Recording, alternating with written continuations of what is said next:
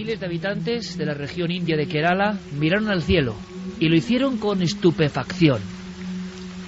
Aquella lluvia era algo totalmente diferente. La lluvia roja es un fenómeno que encontramos en el estado de Kerala en India, y era la primera vez que la gente pudo verlo allí.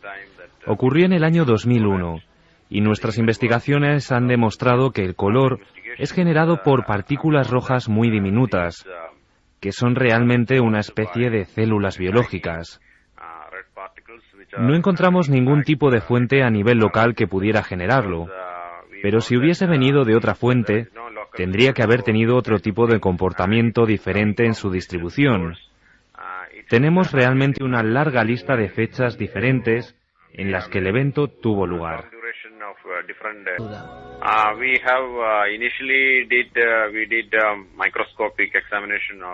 Al principio hicimos un examen microscópico de estas partículas de color rojo y encontramos estructuras muy similares a otras células biológicas.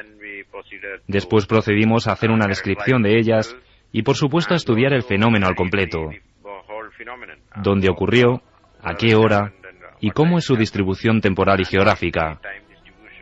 Y de todos estos estudios obtuvimos un montón de evidencias que nos llevaron a pensar que estas partículas podrían haber tenido su origen en el espacio, concretamente de la desintegración de materia en la atmósfera.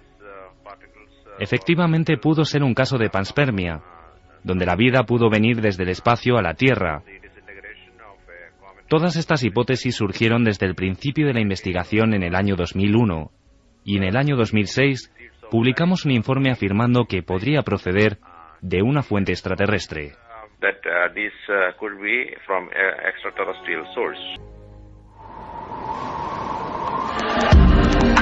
Nunca antes habías estado tan cerca de lo desconocido. Milenio 3.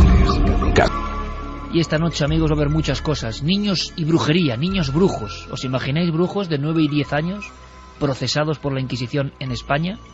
Y también supuestos casos de, dicen, teletransportaciones, pero ningún misterio, con tanto peso, tan interesante, con pruebas, que nos implica a todos absolutamente, como el origen de la propia vida, que es el que vamos a debatir en primer lugar.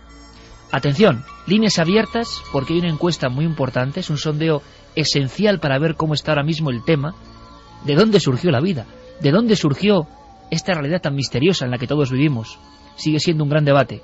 Y ahora ya veréis qué documentos sobre la lluvia roja. Carmen, buenas noches. Buenas madrugadas, Iker. Pues sí, esta encuesta ya está en la web ikerjimenez.com, donde pueden votar, ya lo ha hecho gente. La pregunta es, ¿crees que la vida llegó del espacio? Pueden votar o sí o no. Por el momento, el 69,1% opina que sí, que la vida llegó del espacio. Y también nuestras otras líneas de contacto para que nos den sus preguntas, sus opiniones. Milenio3 con número @cadenaser.com, nuestra vía de contacto más directa a través del teléfono móvil, del SMS 27699, palabra clave, milenio, espacio, vuestros mensajes y, como siempre, www.cadenaser.com. Bajo esta lluvia, con el paraguas de la incertidumbre, el hombre que nos hizo conocer esta historia, el corresponsal de Ciencia y Tecnología del diario ABC, nuestro querido amigo José Manuel Nieves. Buenas noches. Buenas noches, Iker. Qué historia más hermosa, más bonita. Ojalá fuese verdad, aunque la polémica está servida. Sí, preciosa historia. Yo la llevo siguiendo desde el principio, porque en el mismo año 2001, cuando Geoffrey Lewis hizo su descubrimiento, publicó casi de inmediato, a los pocos meses, publicó el primer artículo y llamó muchísimo la atención. Llamó muchísimo la atención porque ¿qué era esto que había encontrado? Él mismo lo ha dicho, pero vamos a ampliar un poquito lo que él contó. Kerala es una región muy grande, es una provincia de la India y es muy grande, tiene muchos cientos de kilómetros. Entonces, esta lluvia se pudo recoger durante espacio de 2 meses, como has dicho tú, en muchos lugares, y ha calculado el propio Geoffrey Lewis que cayeron unas 50 toneladas de estas partículas rojas, que estaban por todas partes. ¿Has dicho 50 toneladas? 50.000 kilos. O sea, 50 toneladas ha calculado que es el peso, y estas son muy pequeñas, él nunca las llama células hasta mucho más tarde, hasta el año 2006 o 2007, no las empieza a llamar células, porque, claro, también has apuntado esa posibilidad. Cuando Geoffrey Lewis se encontró con esto, su vida cambió. empezó a dedicar todo su trabajo, todo su esfuerzo, toda su inteligencia a este tema y a este fenómeno, porque estaba convencido, y sigue estando 10 años después convencido, de que lo que se encontró, lo que pasó allí, fue efectivamente un caso de panspermia, es decir, de células, de esporas, de portadoras de vida llegadas de otro mundo. ¿Por qué pensaba eso? En primer lugar, lo que él encontró allí, estas células rojas externamente se parecen mucho a uno de nuestros glóbulos rojos. Es decir, son prácticamente esféricas, tienen un pequeño achatamiento dentro no son una bolita perfecta, sino que tienen un achatamiento, y vistas al microscopio, con muchísimos aumentos, centenares de aumentos, se ve que tienen una membrana, que podría ser una membrana celular. Es mucho más gruesa que las membranas habituales que nosotros somos capaces de ver en las células, en nuestras células terrestres, digamos. Pero la sorpresa mayúscula es que en el interior de esa membrana no hay estructura genética, no hay ADN. El hecho de que no haya ADN es digamos que es la piedra sobre la que se basa toda su investigación. No existe en la Tierra ninguna forma de vida que no esté basada en el ADN. El ADN son las instrucciones genéticas que todos compartimos, donde da igual que seamos una mosca, un elefante o un ser humano, entre una mosca y un ser humano hay más de un 80% de correspondencia en el ADN. El ADN es lo que nos dice que estamos vivos. Por lo tanto, José Manuel, son algo semejante a células, pero de una forma de vida completamente distinta a lo conocido hasta ahora. Hasta entonces, viendo esto, tenían una forma muy parecida a nuestros glóbulos rojos, es decir, una forma celular, clarísima, con una membrana y con un contenido en el interior. Ese contenido en el interior, subrayo otra vez, no había un núcleo celular donde hubiera información genética, no había ADN. Esto, claro, a Luis le dijo, esto es raro, de entrada ya es muy raro, vamos a seguirlo estudiando. No ha sido hasta este mismo año, en agosto, en 2010, cuando, también lo has apuntado, cuando Luis ha publicado el enésimo trabajo sobre este tema y ha conseguido que se reproduzcan estas células. Uy, pero de eso vamos a hablar ahora, José Manuel. Perfecto. Lo que está pasando con esas células, entre comillas, ahora mismo. Don Santiago Camacho, buenas noches. Buenas noches, chicas. Javier Sierra, buenas noches. Muy buenas noches. Bueno, ambos conocéis, hemos estudiado. Esto es una, voy a decir casi filosofía, que han mantenido premios Nobel, ni más ni menos. Se lleva debatiendo un siglo sobre esto, sobre si fuimos inseminados desde el espacio, sobre si realmente nosotros somos los extraterrestres, porque incluso la BBC, sobre este caso de la lluvia roja, aunque en España, excepto por los trabajos de Nieves y poquísimo más, yo creo, no ha habido apenas repercusión, pero la BBC ya ha hecho un pedazo de documental que titula Nosotros somos extraterrestres, hablando y mostrando las imágenes de estas células, o lo que sean, que son impresionantes. Pero de la panspermia se viene hablando hace mucho tiempo, y ojo, premios Nobel como Francis Crick, para luego debatir, ¿verdad? Llegó hasta un poco más allá, Javier, hasta un poco más allá, o aún mucho más allá, y habló de panspermia dirigida.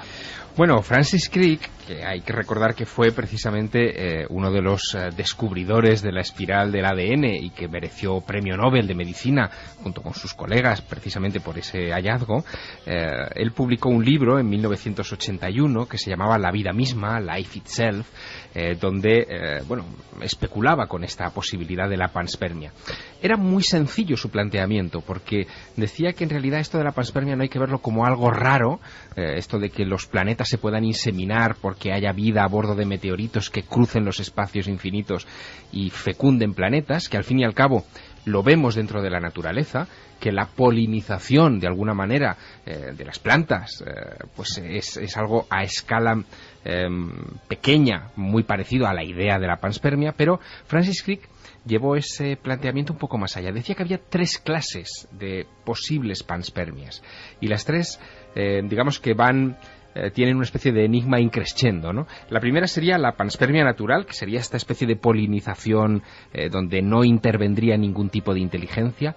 La segunda sería la panspermia dirigida, y él creaba un escenario. Decía que tal vez una civilización que estuviera viendo cómo su planeta se encuentra en estado de agonía, muriendo, decide poner fragmentos de vida a bordo de vehículos espaciales, lanzarlos al universo y con la esperanza de que algunos de esos vehículos toparan con un planeta de condiciones para la vida similares al suyo que se estaba muriendo y pudieran fertilizarlo y crear un nuevo lugar donde extender la presencia de la vida. Y la tercera era la panspermia diseñada inteligentemente.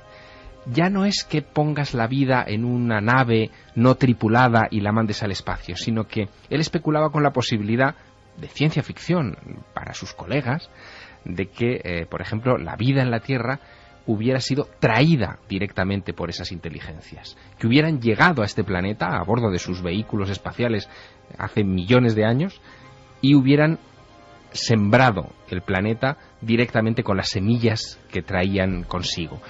Era, de alguna manera, una idea que se avanzaba en mucho a teorías que hoy, por ejemplo, científicos, astrobiólogos incluso manejan, como por ejemplo la terraformación, el poder transformar un planeta de condiciones un poco hostiles en este momento para la vida, pero si les inyectas la cantidad de bacterias o de microorganismos suficientes, puedes llegar a, con el tiempo, convertirlo en un entorno similar a la biosfera terrestre.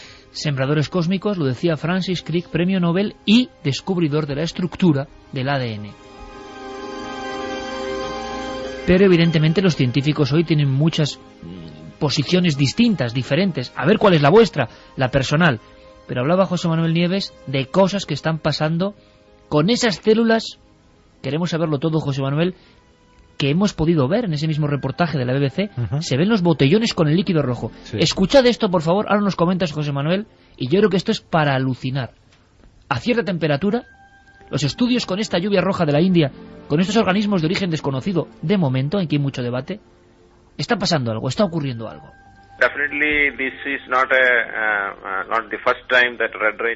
Por supuesto que no es la primera vez que sucede esto en el mundo. Puedes encontrar muchos relatos históricos de lluvia roja que han ocurrido en Europa y en Australia. Lo interesante es que todavía no conocemos cómo se originaron la vida y la naturaleza aquí. No conocemos exactamente cómo fue el origen de la vida. Es un desafío muy complicado para demostrar, ya que, por ejemplo, pudimos hallar algunos puntos importantes, como que las estructuras de estas partículas no muestran ningún indicio de ADN, y no hemos podido realizar test de ningún tipo.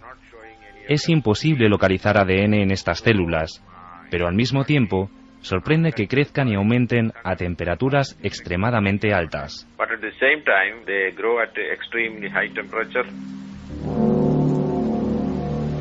Me decía Javier Sierra, analizando este asunto, que parecía de película de ciencia ficción. En la India, en un laboratorio, José Manuel Nieves, se tienen esas muestras, unos científicos las custodian, han venido del cielo, se parecen a células pero nadie sabe qué son, y a 121 grados centígrados, si no me equivoco, pasan cosas. Incluso a más grados. A 121 de media. Bueno, aquí en la Tierra las células normales se reproducen, son capaces de reproducirse en distintas condiciones, como media entre los 10 y los 50 grados. Luego tenemos otra serie de organismos que hemos hablado en otros programas, que son los extremófilos, es decir, que son especializados en vivir en condiciones extremas, tanto de frío como de falta de oxígeno, como en medio de la roca, debajo del hielo, al lado de volcanes, y que son capaces de reproducirse hasta los 70 u 80 grados de temperatura. Incluso han aparecido últimamente, cada vez que aumenta la tecnología somos capaces de encontrar más y más cosas, unos organismos que llaman supertermófilos, es decir, que serían superextremófilos, que son capaces de reproducirse a 120 grados, al lado mismo de chimeneas volcánicas submarinas. O sea, para que todo el mundo se entienda, hirviendo absolutamente. Claro, y estamos hablando de la Tierra, es decir, es posible reproducirse a esas temperaturas. Es raro, pero es posible. Entonces, Geoffrey Lewis, lleva años haciendo todo tipo de pruebas, porque al no disponer de ADN, no puede aplicar ninguna de las técnicas que se aplican con la vida normal. Todas las técnicas de estudio biológico de células y de componentes celulares se basan en el ADN. Al no haber ADN hay que inventarse otra cosa, que no existe, algo diferente. Entonces empezó a ponerlas en distintos tipos de cultivos y a distintas temperaturas. A temperatura ambiente no pasa nada, no se reproducen, están inertes. Inertes. No, absolutamente, no sucede nada. Según vas aumentando la temperatura y llegas a los 120 grados, empiezan a pasar cosas.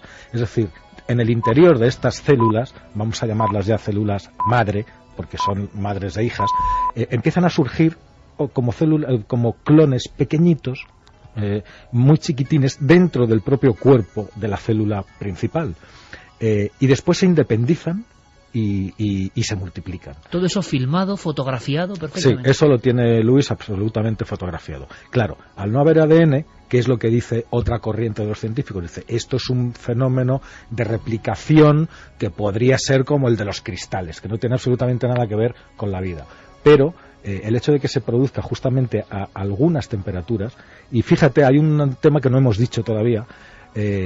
Cuando sucedió la lluvia en 2001 en Kerala, la región de Kerala formó como una especie de media luna, como una especie de abanico, es decir, como una especie de trayectoria de abanico. Muy pocas horas antes se había detectado la caída de un meteorito, muy pocas horas antes de empezar a producirse la lluvia. Un detalle muy importante, José Manuel, en las crónicas de la noticia se habla de que sobre Kerala, sobre toda esa zona, antes de que llegue la lluvia roja o de sangre, como se dijo, y que la gente interpretó como una cuestión de maldición divina... Signo del Kali Yuga, del final de los tiempos, ¿no? Final de los tiempos. Se oye un silbido.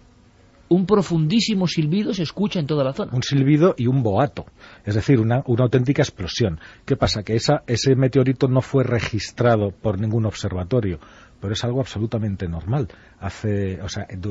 Sin ir más lejos, este mismo año, y ya con un montón de ojos electrónicos observando y buscando meteoritos, ha habido 7 u 8 casos en los que se ha visto un meteorito justo en el último momento, cuando faltaban minutos para que llegara a la atmósfera terrestre. De hecho, encima de Indonesia, hace apenas unos meses, explotó uno encima de una ciudad a un par de kilómetros de altura que tenía la potencia equivalente de 3 bombas atómicas de Hiroshima.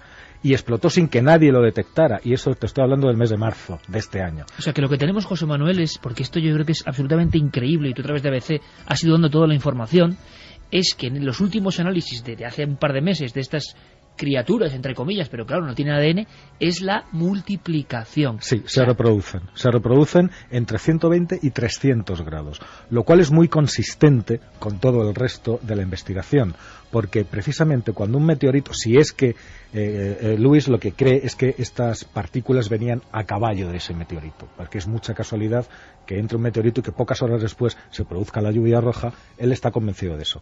Entonces, cuando un meteorito entra a la atmósfera, lo primero que hace es que se incendia, se deshace. La atmósfera es un gran escudo protector. Hombre, si nos cae una roca de 1 kilómetro, no hay quien la destruya, pero los miles y miles de meteoritos que caen cada año, ni siquiera nos enteramos porque la atmósfera los destruye, y los destruye quemándolos. Entonces, ahí aumentan muchísimo las temperaturas. Entonces, la teoría de Lewis es, si estas formas o estas esporas que podrían contener los principios de la vida han viajado durante X tiempo por el espacio en las condiciones de frialdad absoluta, resistiendo, estando encapsuladas en sí mismas, de repente han entrado en la atmósfera, se han incendiado, ha habido calor intenso y rápido, han florecido tan a lo bestia como para caer 50.000 kilos a lo largo de 2 meses. 50.000 kilos. Vamos a hacer una cosa, compañeros, y ahora os preguntaré cómo es posible también este silencio informativo, ¿no? Una cosa de este calibre y que apenas ha trascendido, ¿se ha publicado o no en publicaciones de prestigio? Ahora lo vamos a ver, porque la lucha interna entre los científicos, y también esto nos lleva a otra gran pregunta, ¿no? El extraño, a veces espadachinesco mundo de la ciencia y las publicaciones científicas, claro, las corrientes que son aceptadas o las que no, las adscripciones de algunos científicos que lo tienen muy crudo para ir por libre, también hay que decirlo, con un hallazgo, y no me extraña que este hombre en la India, al que agradezco especialmente cómo ha tratado nuestro equipo, a Fermín, a Carlos, en esta entrevista, que yo creo que realmente es interesante, pues tiene que verse muy en solitario, porque hemos podido entrevistar, gracias a las gestiones de José Manuel Nieves, a toda una autoridad en la materia en España, por ejemplo, Juan Pérez Mercader, que fue director de astrobiología del Instituto de Técnica Aeroespacial, una eminencia científica, para saber qué dicen los científicos más ortodoxos de este caso de la India. Primero, yo creo que no están muy al tanto de los últimos hallazgos de esta reproducción, sinceramente, pero ¿cuál es la opinión general de los que creen que esto es imposible? Y ahora debatimos. Juan Pérez Mercader. La conclusión generalizada es que se trataba pues de algún tipo de esporas o algo parecido, pero se descubrió que no contenía ADN, ni ARN. También se descubrió que que había varios aminoácidos, 3 o 4 aminoácidos. Se han descubierto, no sé si se han hecho análisis muy exhaustivos, y lo que la enorme mayoría de la profesión piensa es que son esporos de algún tipo de alga, es coherente con algún tipo de espora de alga. Y un detalle más, hay una guerra interna, también hay que decirlo, o parte de la ciencia ha comentado que no se pueden llamar células a esto, y ha habido un aislamiento incluso de los propios investigadores indios, que son los que tienen las muestras.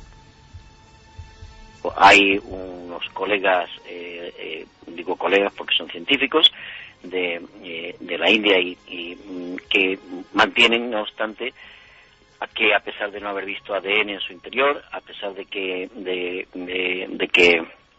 se sabe que no tiene suficiente información, el tamaño es excesivamente pequeño, el tamaño de las esporas es excesivamente pequeño como para ser una célula de una bacteria, etcétera. Ellos en los artículos que escriben le llaman células. Es un poquito llama engaño el llamarles así, y entonces bueno, pues no han conseguido publicar en revistas de prestigio o en revistas donde haya un proceso de referir muy fuerte, pues no han conseguido publicar nada.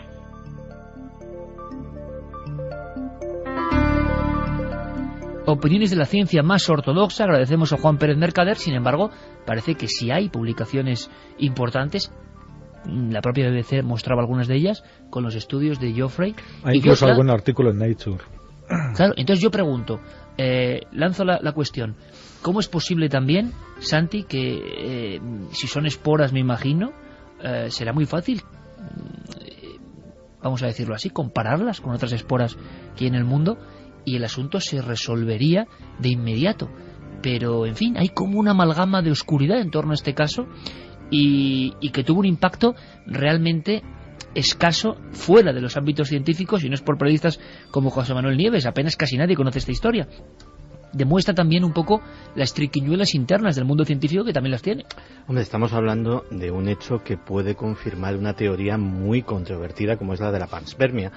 Por otro lado, sí que ha habido, como muy bien ha dicho Nieves, publicaciones científicas de mucho prestigio. El propio MIT ha hecho algunos avances y de hecho reflejaba uno de los hechos más curiosos, que es el de la fluorescencia rojiza que emiten estas células, vamos a llamarlas así coloquialmente, y que coincidiría o se parecería mucho a la fluorescencia que emiten determinadas regiones del espacio donde hay nubes de polvo o de materia que no se sabe muy bien lo que son, con lo cual añade un plus de misterio al asunto. Y desde luego, en realidad, yo creo que hay la ciencia en general, y no está mal que sea así, es muy conservadora, y hechos que pueden efectivamente cambiar paradigmas de una forma muy definitiva, pues supongo que requieren demostraciones también muy sólidas para que sean admitidas generalmente. Fíjate que la teoría de la panspermia, como decía Santi, sí, es muy controvertida. Precisamente quien se ha implicado más en esta investigación también ha sido uno de los grandes adalides de la defensa de esta idea, que es Chandra Wickramasinghe, que es profesor en la Universidad de Cardiff, nada menos, y que era colaborador ya hace... ¿Está convencido de que es un episodio de panspermia? Sí, bueno, vamos a ver. Él es uno de los que acuñaron precisamente esta teoría junto con Fred Hoyle, Francis Crick, en fin, todo este pequeño colectivo de científicos que terminó aislado por sus colegas porque no creían en esta historia, y Chandra piensa que se trata de un episodio de panspermia en vivo, es decir, que hemos tenido la suerte de poder registrarlo. A mí esto, de todas maneras, me hace recordar otra cosa que tiene mucho que ver con otros temas que tocamos a menudo en Milenio 3, y es que antes de que existiera Chandra o Fred Hoyle, existían coleccionistas de anécdotas que recogían este tipo de episodios, por ejemplo, de lluvias de sangre. La existencia de lluvias de sangre, entre comillas, es milenaria. La existencia de cosas que caen del cielo, filamentos extraños que caen del cielo, también es milenaria.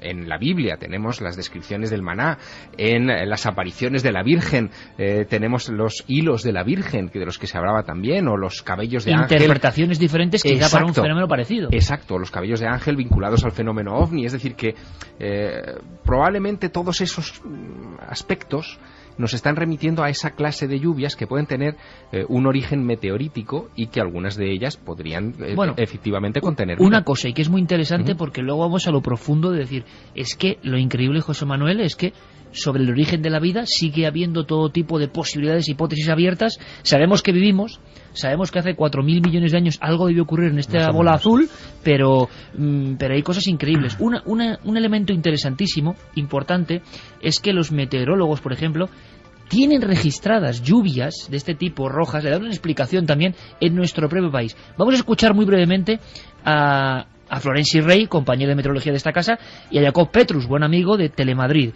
meteorólogos que saben lo que ocurre y que cuentan eso, que en España a veces pasan estas lluvias rojas, aunque hay una hipótesis oficial que no se parece en nada a lo que han descubierto en la India. Es una precipitación que lleva asociado un depósito, en muchos casos arcilloso, que tiene que ver con el origen de la masa de aire a la que va asociada la lluvia. Son precisamente los materiales más ligeros los que pueden ser levantados por el viento, por ejemplo el polvo de arcilla, los que o bien forman la estructura misma de la gota de lluvia o bien se adhieren a las gotas de lluvia existentes en la nube que una vez descargan tiñen la precipitación de color rojo. Incluso ocurre en nuestro país, no es extraño, incluso se les llama lluvias de barro y sobre todo es muy común en zonas del Mediterráneo. Bueno, ¿por qué se le llama lluvia roja?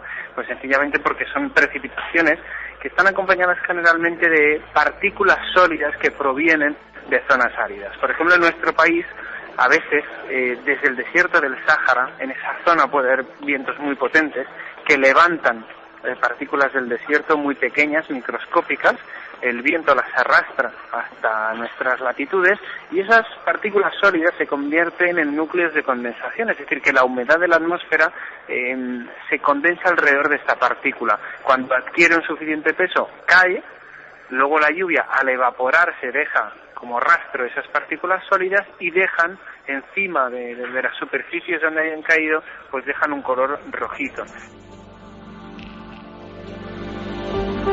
Escuchando a los meteorólogos me da la impresión, José Manuel, que no tiene nada que ver con el fenómeno de la India. No, a ver, hay una serie de fenómenos habituales. Hay varios tipos de lluvias rojas. De hecho, al principio, lo primero que miró Luis y sus colaboradores era si efectivamente podía ser partículas en suspensión de polvo procedentes de algún desierto. De Arabia se llegó a decir. Lo más lógico. No había nada de eso, porque no hay partículas de polvo en ese agua en suspensión, no existen. Solamente están estas gránulos, estas en mucha cantidad. Después, también se ha dicho, es verdad, como ha dicho Juan, al que le mando un saludo y le aprecio muchísimo, que podrían ser esporas de algas. No existe una espora de alga, está comprobado, y ni en las cercanías, ni en los miles de kilómetros a la redonda, capaz de explicar ese fenómeno. José, no me vas a permitir con lo confianza que tenemos. Hubiera habido... ¿Cómo es posible entonces que científicos de prestigio importantes, ante un caso que es tan importante, lo digo desde la ignorancia, digan eso? Con todo el respeto a Juan Pérez Mercader, genial en muchísimas investigaciones, pero que se diga, la corriente en general dice que bueno, que son esporas, y se deja como esporas. Y no son esporas. Vamos a ver, la ciencia necesita pruebas. Aquí todavía no tenemos pruebas, tenemos indicios. Pero un solo argumento, aunque hubieran sido algas, ¿50.000 kilos de esporas? Claro, es lo que pregunta Luis. Tú te lo planteas como periodista. 50 toneladas de esporas, o sea, ¿cuál es el alga capaz de producir una...? Fíjate, claro. Es muy difícil de creer eso, ¿no? Claro. Muy difícil de explicar. Pero muchas veces se explica de esta forma, tan tranquilamente, esporas, y se queda la gente con eso. Pero Iker, te insisto, la ciencia necesita pruebas. Solamente tenemos pruebas de una forma de vida, y es la nuestra. No me refiero a los humanos, sino a la vida que se da en la Tierra. El problema es un cambio de paradigma, es decir, lo que se está proponiendo con esta teoría de Lewis es que la vida viene de fuera, no se gestó aquí. Y de hecho muchos científicos siguen defendiendo, la gran mayoría, que es imposible que la vida a bordo de un meteorito o en las condiciones de atravesar el espacio resista. Pero ¿cuál es el problema? El problema es que tú dices, José Manuel, que la ciencia necesita pruebas y, curiosamente, esas pruebas están, es decir, tenemos algunas. Por ejemplo, un caso muy concreto que a mí siempre me ha parecido muy llamativo. 2 años antes de que el hombre pusiera el pie en la Luna, la NASA estaba mandando ya artefactos a la Luna para, en fin, estudiar la superficie terrestre. En el Océano de las Tormentas, que es una región lunar, en 1967 se posa un artefacto, un artilugio que se llama la sonda Surveyor 3, que lleva una cámara de vídeo digamos, para filmar, para obtener imágenes a bordo. 2 años después, la Apolo 12 toma tierra allí en la Luna a unos pocos cientos de metros de ese artefacto y recuperan la cámara. Se la llevan a la Tierra en condiciones completamente aisladas y la desmonta la NASA. Y se da cuenta, al desmontarla la NASA, que en las lentes hay estreptococos que probablemente procedían del estornudo de un científico de la NASA 2 años o 3 años antes, y que se quedaron allí durante 30 meses en condiciones lunares. Y sobrevivieron perfectamente. Hay más ejemplos, hay muchos más ejemplos de esto. Mira, por ejemplo, recientemente, además lo hemos contado en Cuarto Milenio, tardígrados, estos pequeños animalitos que sabemos que son capaces de morir o de quedarse en un estado de hibernación en el que no es posible detectarles ningún signo de vida y permanecer probablemente hasta cientos de años, hasta que las condiciones son favorables, y entonces, como si no pasara nada, hicimos el experimento en el estudio, en la tele, y lo vimos cómo moría y cómo resucitaba un tardígrado delante de las cámaras, y los han mandado al espacio y también sobreviven. Pero es que en la propia India, yo creo que también empujados por la corriente de este descubrimiento o de esta rama de la investigación, hace pocos meses también, en globos aerostáticos, en globos meteorológicos a 40 kilómetros de altura, es decir, donde la atmósfera ya se convierte en espacio, con contenedores herméticamente aislados, cogieron muestras de aire, bajaron y encontraron 3 cepas nuevas completamente de bacterias. No existe ningún ser en la Tierra que sea capaz de vivir allí, donde los rayos ultravioleta fríen absolutamente todas nuestras formas de vida. Pero estas 3 nuevas bacterias o cepas bacterianas que descubrieron y trajeron a la Tierra estaban acostumbradas a eso. Es decir, no pueden proceder de aquí abajo, proceden de algún lugar de allí arriba. Tenemos más pruebas indirectas todavía, esta vez no aquí en la Tierra, sino en una de las lunas de Saturno, en Titán. En Titán, lo que sustituye al oxígeno es el hidrógeno, y hay algo que está consumiendo el hidrógeno como si aquí se tratara del oxígeno. Han llegado a formular científicos de la NASA una hipótesis, la única hipótesis razonable es que hay algo en Titán que está respirando hidrógeno. En fin, las pruebas, entre comillas, las indicaciones son muchas, pero cuando yo me refiero a pruebas es que también estamos buscando, porque el método científico así lo requiere, estamos buscando vida como la nuestra. Pero ¿por qué tiene que ser como la nuestra? ¿Por qué tienen que ser más grandes o más pequeñas las células? ¿Por qué incluso tienen que tener ADN? ¿Por qué no células no basadas en el ADN? Estas de Titán que te digo no serían seres vivientes basados en el carbono como nosotros, que por cierto las células de Kerala están compuestas mayoritariamente de carbono y de oxígeno. O sea, tenemos ahí, podríamos hablar casi, José Manuel, de racimos de vida o no distinta en la India ahora mismo. Vamos a hacer una cosa que yo creo que va a dar una dimensión exacta a lo que está pasando. Vais a escuchar a expertos del Instituto Maculay que registran la llegada de una lluvia de gelatina. Ahora mismo no nos cuentas, Carmen, porque esto ha pasado ahora mismo. O sea, quiero decir, el planeta Tierra constantemente, y ahora con las vías de información que hay, está siendo visitado por estas lluvias, por esta caída de cosas que parecen imposibles. Esto ha pasado hace nada, escuchad. No sabemos realmente lo que es. Tiene una constancia totalmente gelatinosa y exactamente es agua en una proporción de un 90% y no sabemos dónde se originó.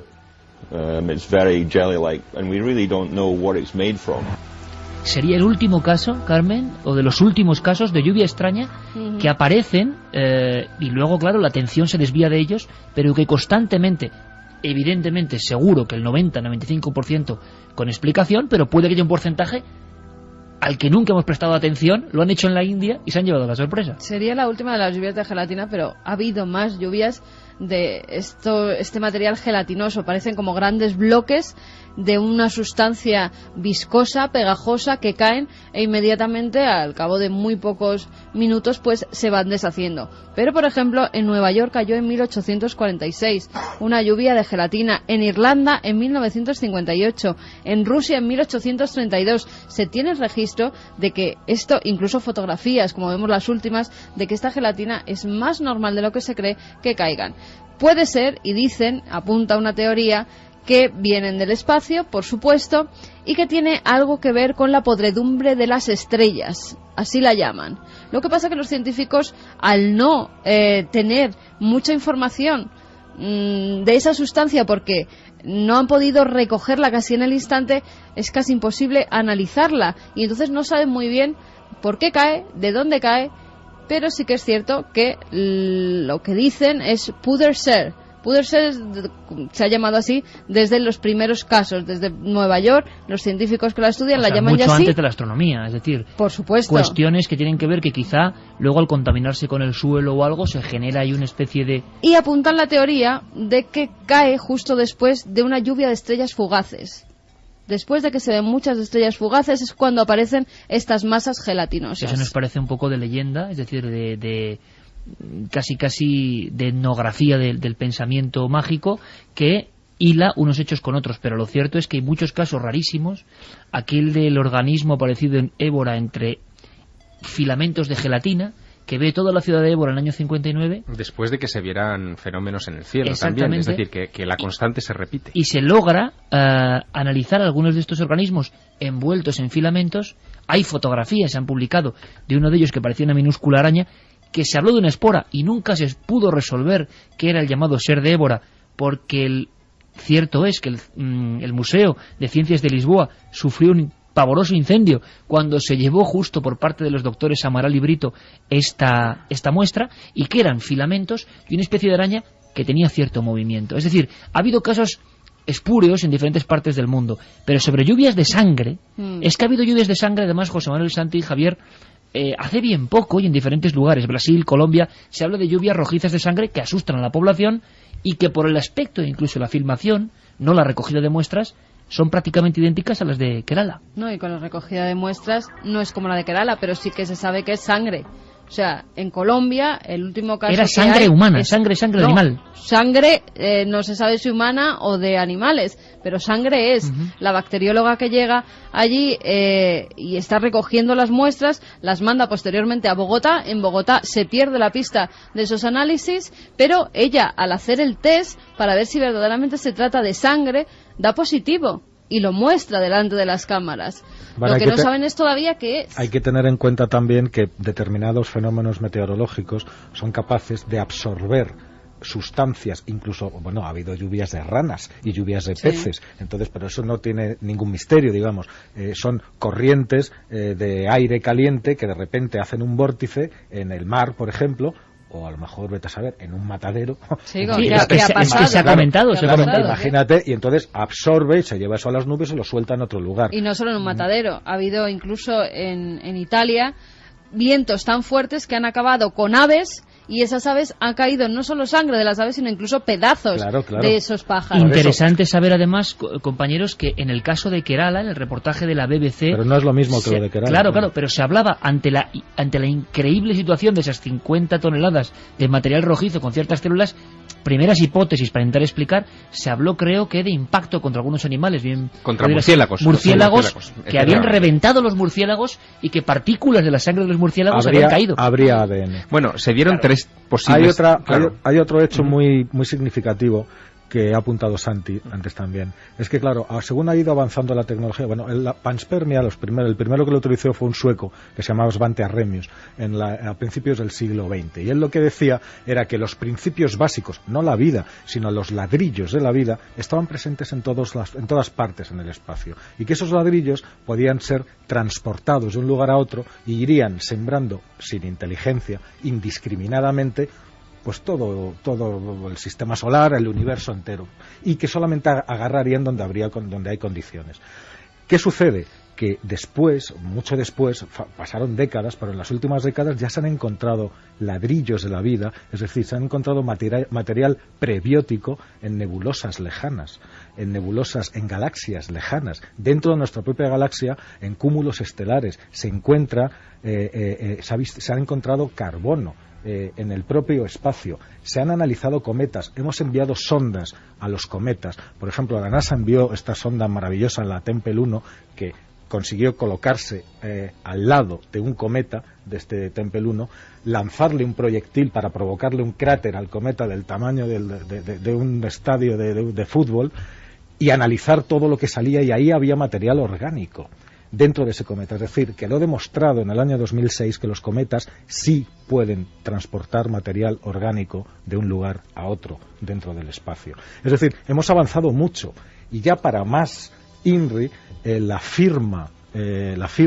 fosforescencia, como tú decías, Santi, de este material de Kerala concretamente, coincide con la misma fosforescencia encontrada en lugares lejanos del espacio. No quiere decir que sea lo mismo, pero los datos son consistentes con aquellos que se están registrando en distintas nebulosas. Una cosa, José Manuel, como dato, ¿se sabe cuánto material tienen en la India ahora mismo para analizar? ¿O?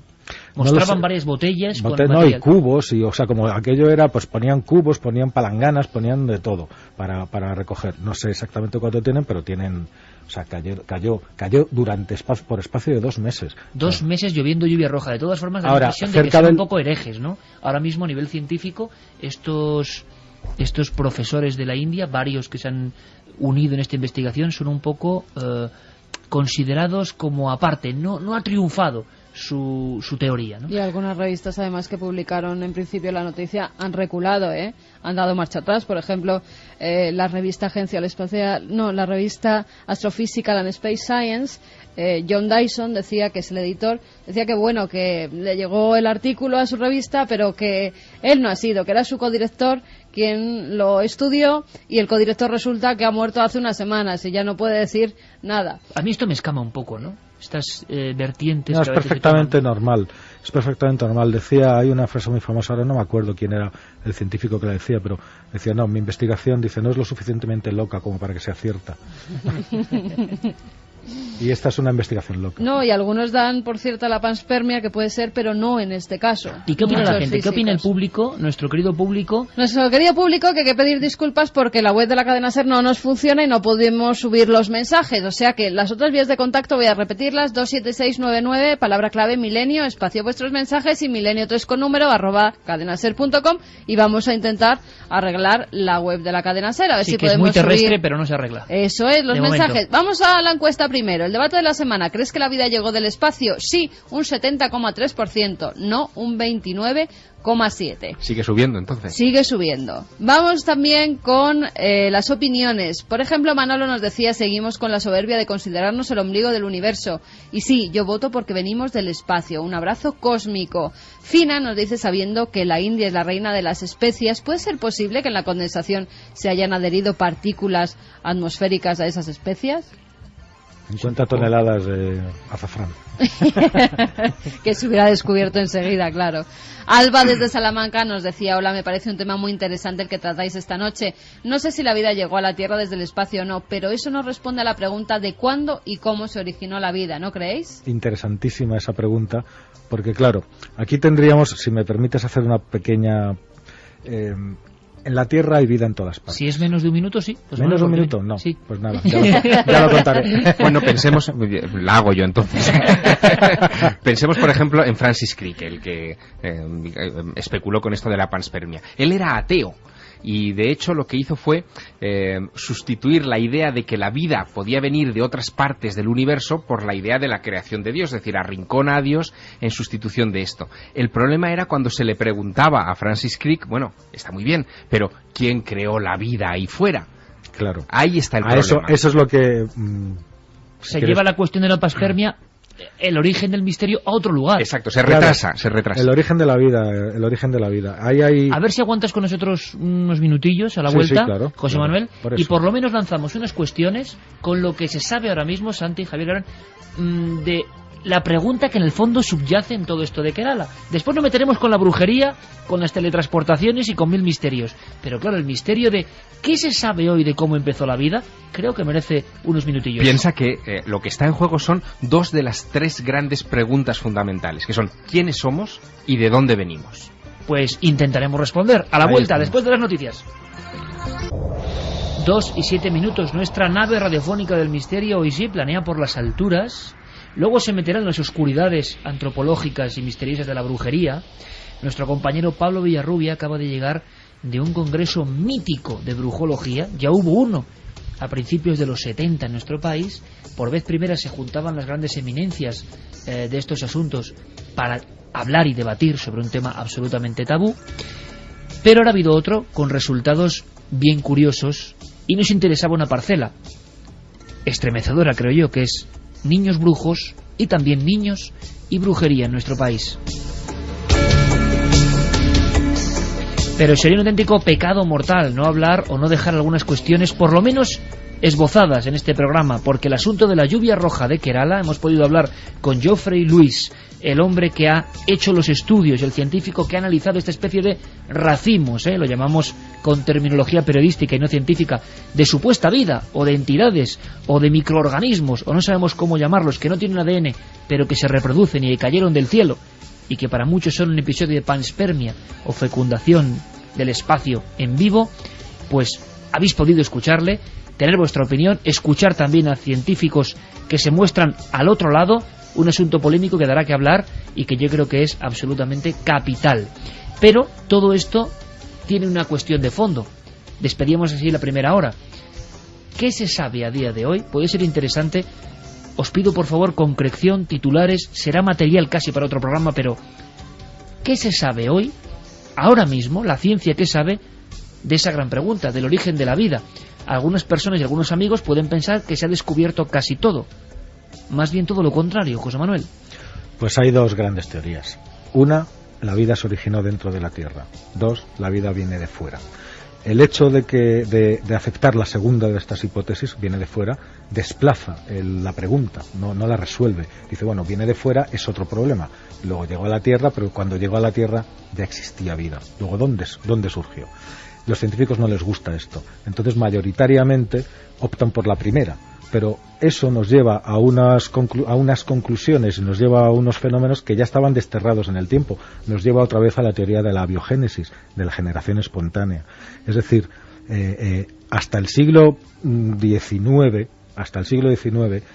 se pensaba que los seres superiores los había creado Dios, con lo cual nadie se preguntaba nada más, y los seres inferiores, los insectos, las arañas, los sapos, las ratas, surgían por generación espontánea, de un principio activo de la propia tierra, de la propia materia que le infundía la vida. Y nadie se preguntaba, incluso sabios como Newton creían que la vida empezaba de esa manera, nadie se lo había preguntado. Y entonces empezaron a pasar cosas. Llegó Darwin con su teoría de la evolución, llegó Pasteur con una serie maravillosa de experimentos que si quieres hablaremos de ellos en otro momento, pero se dieron cuenta de que cada ser vivo procede de un padre que era igual a él, y así generación para atrás. Solamente un razonamiento muy rápido. La Tierra está llena de vida, en todos los rincones, desde los polos hasta los volcanes, está llena de vida. Toda la vida que hay en la Tierra tiene unas características comunes y se manifiestan en unos poquitos principios químicos y en el ADN, en la estructura del ADN. Todos tenemos ADN, desde las bacterias hasta los elefantes, todo el mundo. Eso quiere decir que tenemos un origen común, porque si todos somos tan parecidos tenemos un origen común. Y si vas hacia atrás, buscas, la pregunta es, ¿cuál es ese primer organismo?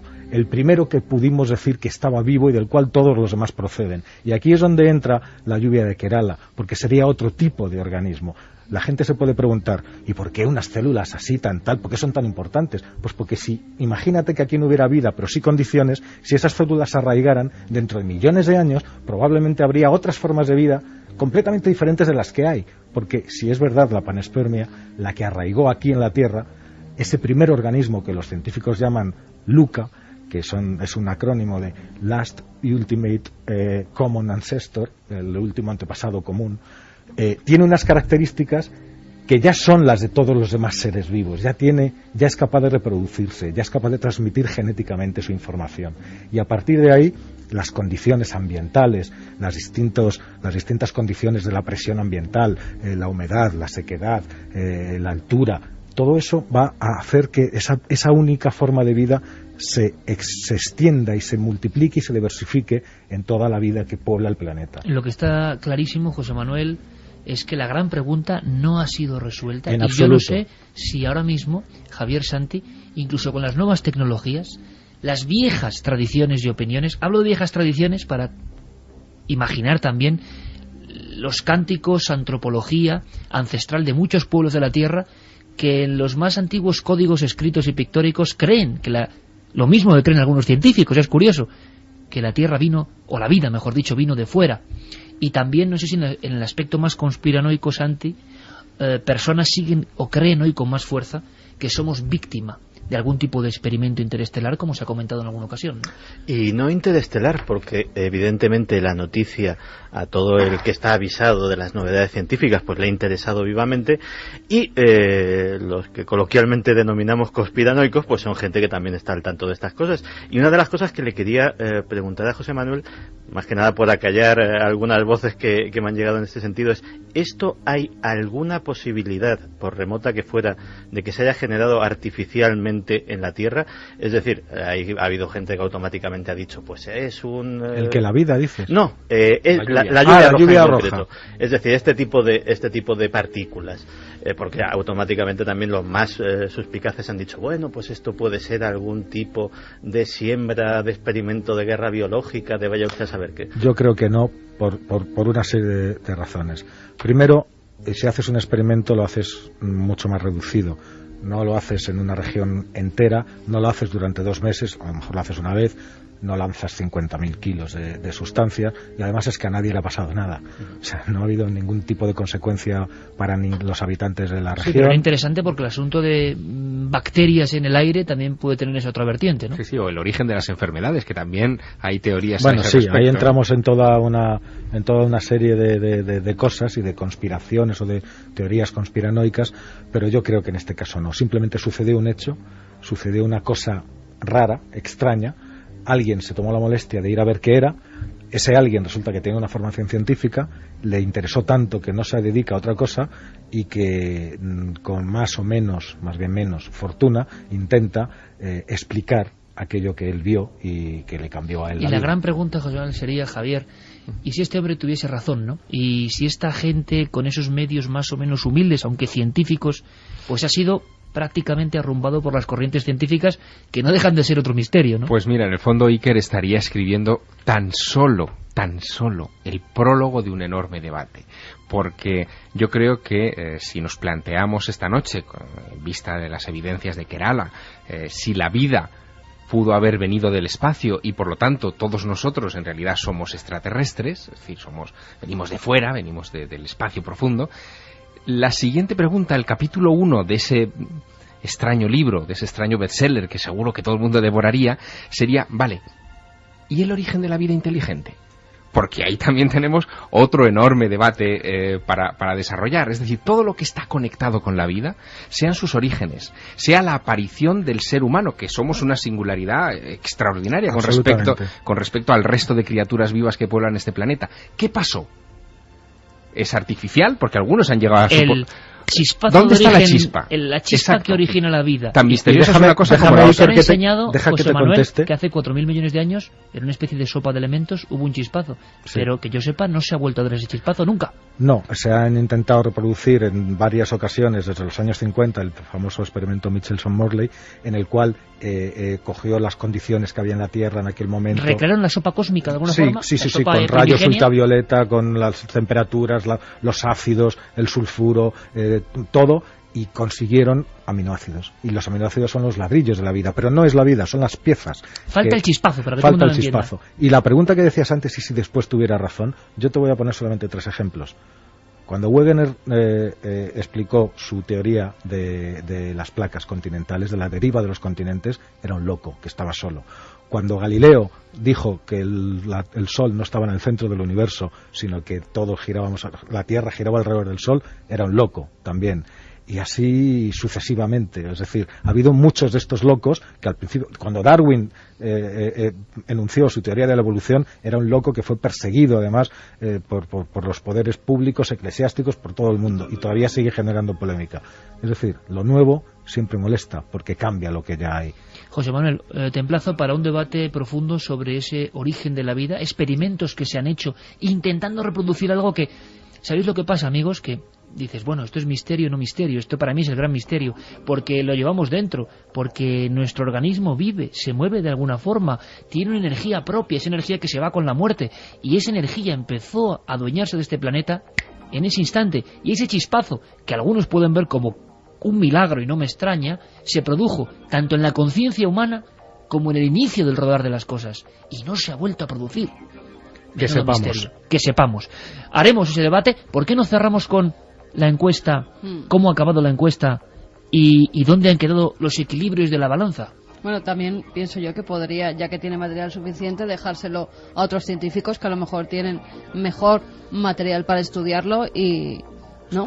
Porque podría ponerlo en manos de otra gente y así acallar muchas bocas si es que está tan seguro. Ha habido varios investigadores, ¿no?, que están ya investigando. Claro, pero muchos de los científicos más importantes que están opinando sobre ello no han tenido acceso. Hacer un gran estudio en el MIT y entonces nadie diría nada. Pero es el MIT, el Instituto Tecnológico de Massachusetts, como bien decía Santiago Camacho, el que ha dado verosimilitud a esta lluvia de Kerala comparándolo con la fluorescencia de algunas zonas del espacio. O sea, que es que... En fin.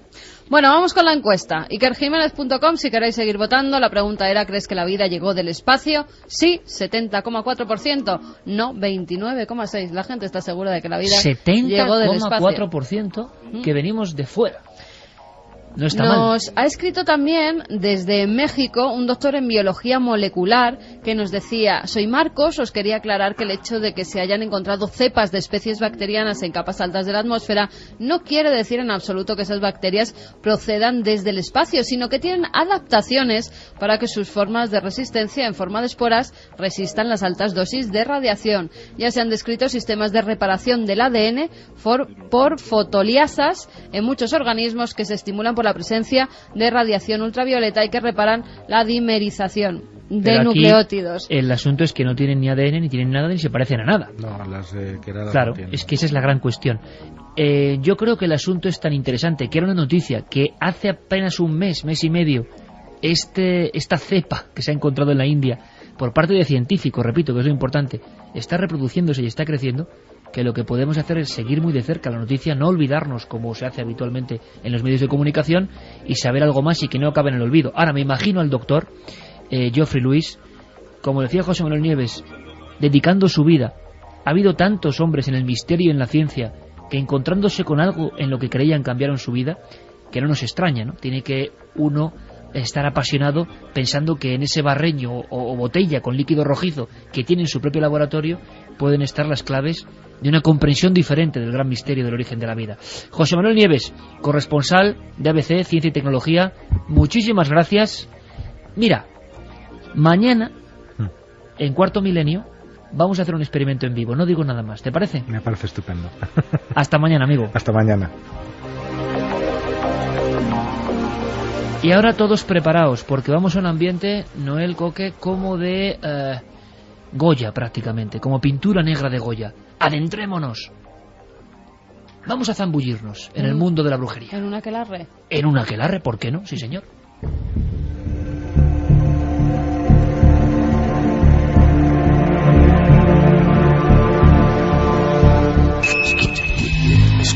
¿Quieres conocer la respuesta?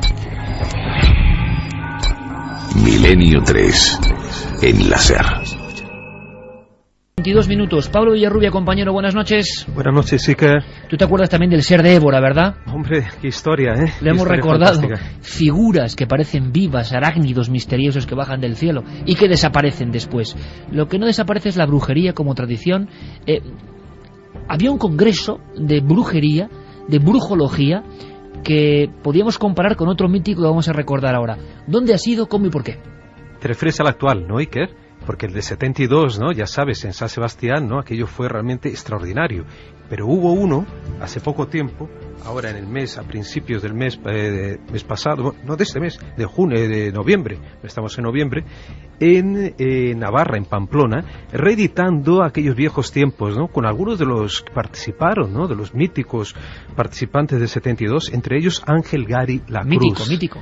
Ángel Gari Lacruz, para quien no lo sabe, es para mí, por lo menos, y para muchos, uno de los más grandes estudiosos de la brujería en toda España. Este hombre que está en Huesca, en Aragón, es posiblemente la persona que más conoce el tema de posesiones demoníacas en este país y también la historia de las brujas. Y Ángel estuvo allí presente, estuvimos hablando con él, lo veremos en breve, Iker. Pero con un montón más de especialistas también, con ¿no? Muchos más, por ejemplo, estuvo también Jesús Usanaris, que es de la Universidad de Pamplona, de Navarra, es una persona también que nos reveló algunos aspectos muy interesantes de la brujería, especialmente en Navarra, estamos hablando de esa región Navarra, y también otros presentes. Bueno, uno de los más espectaculares, digamos, en cuanto a su historia personal, es Gustav Henningsen. Este hombre es danés y estuvo durante muchos años estudiando los célebres procesos de Logroño de 1610-1611. Está ya una persona mayor, estuvo allí siendo homenajeado también en Zugarramurdi, donde el sábado se le hizo un homenaje, ¿no?, por su larga trayectoria en el estudio de las brujas en España. O sea, que la brujería como tema tabú, pero que interesa y que es parte de nuestra historia, ha sido homenajeada. Muchas veces hemos visto, y sobre todo, amigos, si os gusta aquello de la pesca o caza y captura de viejos libros, ¿verdad, Javier? Uno negro con un demonio con la cara azul y que pone brujología.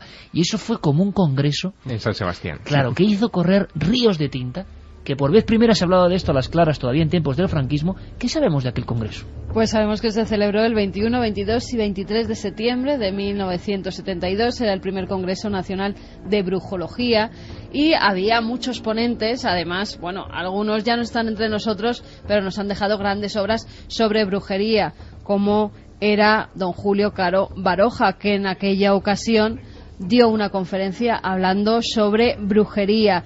Es más, su conferencia decía arquetipos y modelos en relación con la historia de la brujería. También hacía mención antes a don Ángel Gari Lacruz, que ya estuvo pues en esa ocasión él es catedrático de la Facultad de Zaragoza y hizo una ponencia sobre la brujería en el Alto Aragón en la primera mitad del siglo XVIII. No sé en esta ocasión sobre qué ha hablado, pero de todas estas ponencias, que hubo muchas durante estos 3 días, además tuvo una gran repercusión tanto en los medios de comunicación y a favor y en contra, como a nivel mundial, porque incluso ponían los diarios, tengo los diarios de la época aquí, querían fletar aviones desde distintos países para venir a escuchar las conferencias de brujología a San Sebastián. Y no me extraña, compañeros, por una cosa, porque la brujería ha estado unida a la leyenda negra de nuestro país, injusta leyenda negra, pero claro que hubo brujería. Goya dibujó como nadie, por ejemplo, algunos aspectos de la brujería de lo más tabú, de lo más desconocido dentro de lo desconocido. Y oye, vuelve a darte cuenta de una cosa, estamos hablando del norte de España, Goya aragonés, Ángel Gari aragonés. ¿Y tú aragonés? Bueno, pero en mi caso, pero sobre todo es porque en toda esa zona de Aragón, Navarra, es donde se concentra el mayor número de casos investigados, y de hecho este congreso en el que ha podido estar Pablo Villarrubia se ha celebrado en estas fechas por una razón muy especial, porque es el 400 aniversario de los autos de fe de Logroño contra las brujas de Zugarramurdi, ¿no? El famoso asunto de las brujas de Zugarramurdi. Mira, Javier, yo pienso que de Zugarramurdi se ha hablado tanto y es tan conocido que sería absurdo dar más pinceladas por ser el episodio más refrendado, pero sin embargo nuestra motivación, sobre todo la de Pablo, y me parece algo muy interesante, es fijarnos en aspectos de la brujería que casi nadie ha tocado o casi nadie ha contado. Por ejemplo, se sabe que las brujas utilizaban cuerpos de niños. Eso es cierto. Y el bucle terrible con la actualidad es que, ¿os acordáis que Javi Pérez Campos, nuestro compañero, nos hablaba hace poco de Luke Crocs y de comercio de fetos en Tailandia?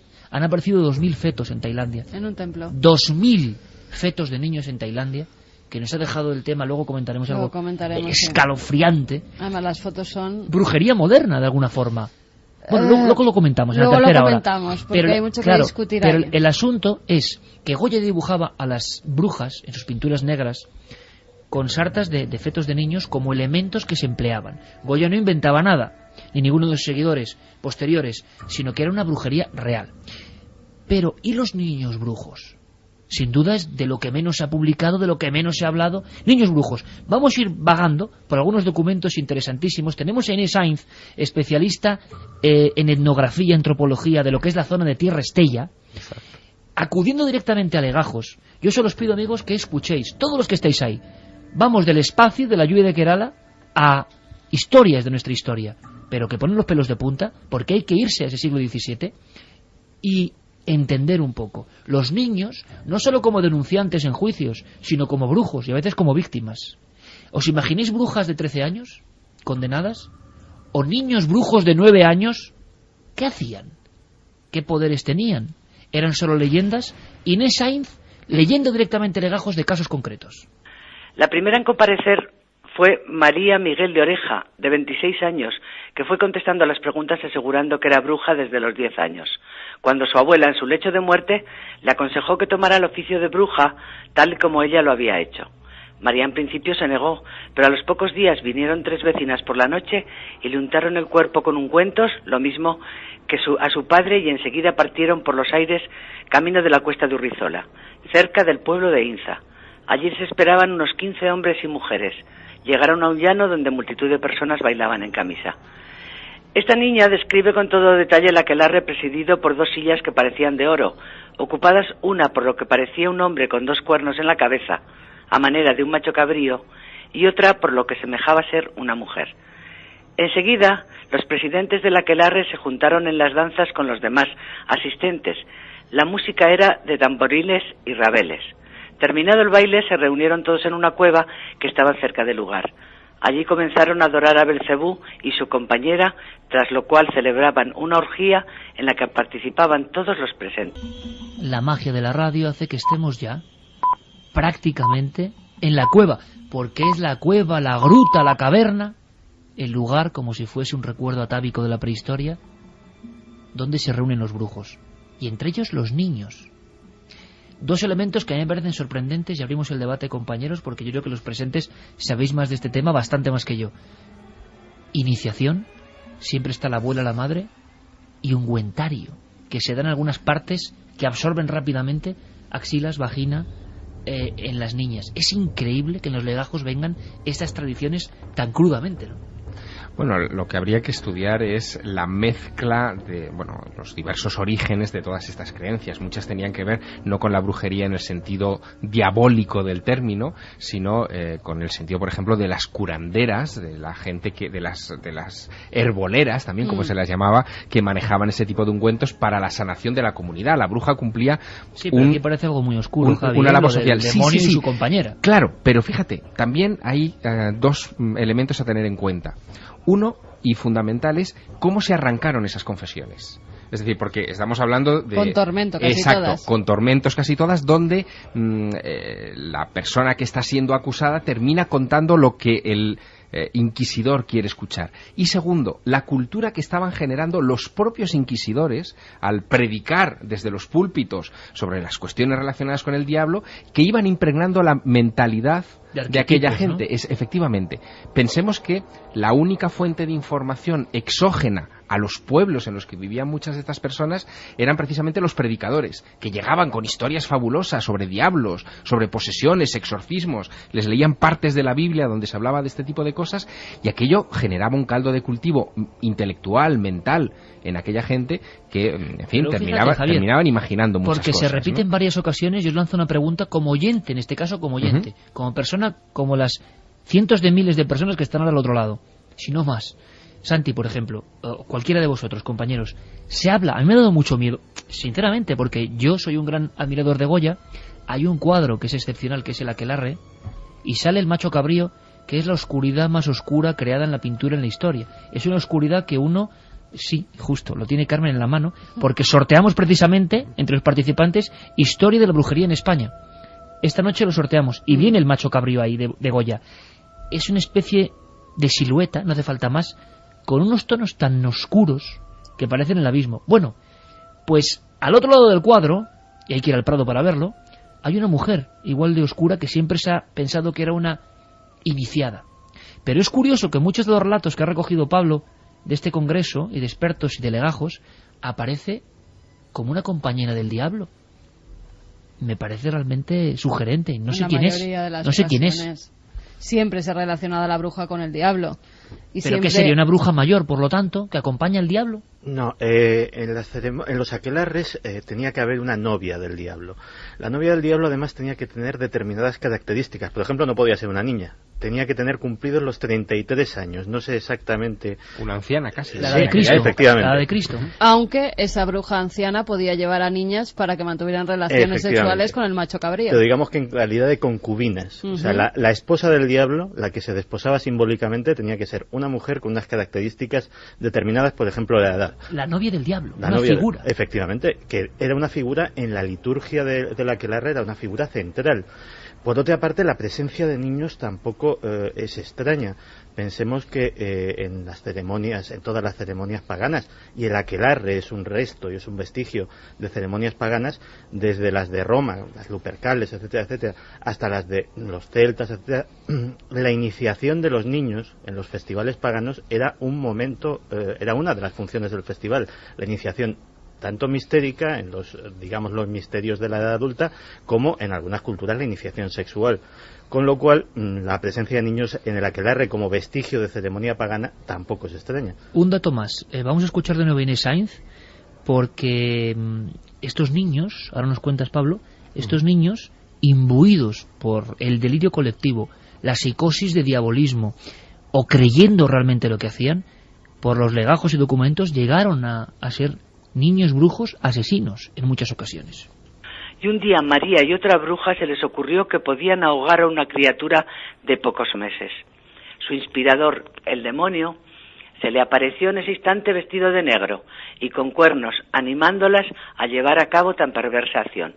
Así lo contó la misma María en el tribunal. Encendieron un pedazo de hueso de criatura que habían tomado de la cueva del aquelarre y la pusieron junto a la cama donde estaban acostados los padres de la criatura, para que ni ellos ni nadie de la casa se despertase mientras llevaban a cabo el asesinato. Y estando todos dormidos, echaron las manos a la garganta del pequeño y lo ahogaron. Hecho esto, volvieron a sus casas volando. La cueva de Belcebú dicen que estaba repleta de huesos de niño y que eran usados como antorchas para alumbrar todo el recinto.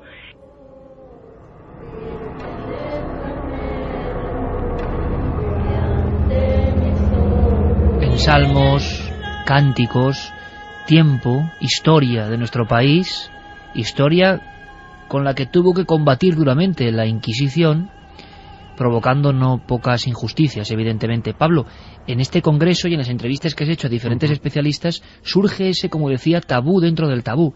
Niños, muchos procesos contra niños en la brujería española. Sí, porque, fíjate, curiosamente en Zugarramurdi, no se habla demasiado, pero hubo 19 menores de edad que acabaron siendo juzgados, pero no acusados directamente. Al final no hubo, digamos, una represalia contra ellos. Pero sí que sus nombres constan, ¿no?, en los legajos, y además de una forma muy curiosa, porque estuvimos en el museo actual de Zugarramurdi, es un museo reciente, creo que fue inaugurado en 2007, 2008, y allí su directora Ainhoa nos llevó a un bosque artificial que crearon, que simboliza un bosque, y en esas columnas que simbolizan estos troncos de árboles, aparecen los nombres de estas personas, de estos niños. Estamos hablando de niños de 9 años, niñas de 8, de 7, y claro, se nos ponen los pelos de punta en saber que estas criaturas aparentemente inocentes estaban implicadas en procesos que les podían conducir hasta la muerte. Pero así, por suerte, no ocurrió, pero que estos niños también acabaron acusando a adultos, y estas acusaciones los conllevaron a la hoguera o al garrote. Escuchamos directamente a la directora, Ainhoa, directora del Museo de Zugarramurdi. Entre estas personas podemos encontrar mujeres, hombres, pero también niños. Y es que hemos contado hasta 19 menores en esta lista de procesados. Para el Santo Oficio, por increíble que parezca, por curioso que nos pueda parecer, tan creíble era lo soñado como lo vivido en la realidad. Y tenía la misma validez la confesión hecha por un niño que la que podía hacer un adulto. Otro elemento que me sorprende, compañeros, iniciación. Siempre estaba la maestra que iniciaba a los niños y niñas brujas que aprendían las artes, no sé de qué forma, desde muy pequeños. Y luego yo no sé si se ha profundizado en el asunto de los ungüentos. ¿Qué contenía ese ungüento? ¿Algún tipo de psicotrópico? para penetrar en otros mundos de alucinación? Normalmente empezaban por las abuelas, las madres, o cuando eran muchos hijos y llevaban a la anciana que vivía fuera del pueblo en el bosque a las crías para que se criaran con ellas, y estas las enseñaban sobre todo la ciencia de las hierbas, las herboleras, como decía Javier antes. Por ahí empieza toda la hechicería, y de ahí vienen también muchas de las acusaciones que se hacen en los siguientes procesos, porque ya no solo las hierbas, como esas hierbas curaban algunas enfermedades a la gente que acudía a ellas, como esas hierbas les hacía entrar en estados alterados de conciencia en muchas ocasiones, la gente pedía más y acudía a ellas ya como parteras, que en muchas ocasiones actuaban en los partos, y también para resolver algunos asuntos, sobre todo amorosos. Y empezaron a crearse los hechizos. Esos hechizos tenían que salir a la luz de la luna, echar determinadas ingredientes en una olla. Lo que se ve en las películas, lo clásico, era verdad, pero era verdad porque hacían con las hierbas que ya se iban recolectando de los bosques. Eso acaba en los aquelarres, porque pues en esos estados alterados de conciencia, que es verdad, se untaban determinadas cosas que hacían que pareciera que volaban, o ellas creían que volaban, que veían figuras como el macho cabrío, figuras oscuras que en ocasiones las asustaban. Pero entonces todo el mundo, incluidos los niños, al declarar estaban en esa especie de nubilación, eran solo invenciones. ¿Realmente en los aquelarres se ha tenido constancia de que participasen, por ejemplo, niños, que nos parece algo realmente poderoso? Es posible, Iker, según por lo menos lo que nos cuentan las personas. Claro, los testimonios, los legajos históricos que tenemos que ver que están escritos por inquisidores, la mayor parte de ellos, y pueden ser muy parciales, y pueden mostrar solo la tendencia que ellos tenían en querer acusar esta gente.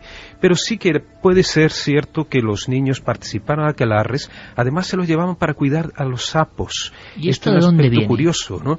Porque el del sapo, y con mucho cuidado, tener mucho cuidado, porque parece que de las glándulas del sapo extraían una sustancia que era con la cual iban a fabricar un ungüento que, como decía Carmen ahora, era aplicado en las partes del cuerpo que podían absorberlo con más facilidad, axilas, las ingles, y de esta forma alcanzar estados alterados de conciencia. Entonces es bien posible que estos niños se les daba como un juguetito, digamos, el sapo, para estar cuidándolo durante estos rituales, mientras los adultos llevaban a cabo sus rituales de iniciación. Había una función también, como decía antes, medicinal. Pensad que muchas de estas sustancias lo que hacían era, por ejemplo, adormecer el dolor, en un momento en el que hay que entender que no existía una sanidad como la nuestra, donde cuando se hacía una operación quirúrgica de algún tipo de tratamiento duro con el cuerpo, se hacía sin anestesias de ninguna clase, y esta gente tenía el secreto de poder adormecer a la persona,